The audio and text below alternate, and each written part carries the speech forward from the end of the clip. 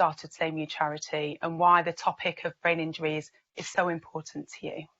Yeah, well, so Mum and I started Same You together after my experiences of brain injury. And the idea began with, we need to get a sofa in the family room of the hospital that I was treated in, because they'd always come in with a cripped neck to come in and visit me. And I thought, well, we can do that. That'd be lovely. That'd be really good. And we sort of were musing on what I could do, what we could do. And then the second one happened and we were like, oh, I think we need more than a sofa. Like, I've survived twice. This is huge. And Mum and I spent a lot of time trying to work out where we could be of best. And after my experience, we realized that where there seemed to be the biggest gap was not in the acute treatment of brain injury, but in the picking up the pieces after you've had one.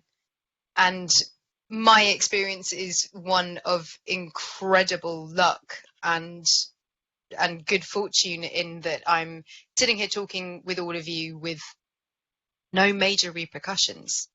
I mean, none that you can see, but knowing that I had the ability and the platform to talk about it made me realize that this was inevitable. We had to do something.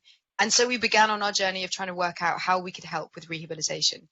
And when we first launched the charity, we asked people to tell us their stories, because I didn't want it to be about me. I wanted it to be about brain injury and about the massive gaps that we have.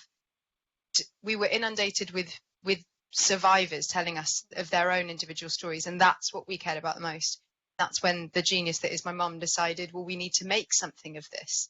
We need to turn this into facts and figures that we can use and arm ourselves with when fighting this cause, fighting the lack of support that's out there, the lack of treatments that are out there, and make essentially the biggest dream of our charity is to make survivors feel not so alone, because that's how it feels. It's the single most alienating experience you can have when you're separated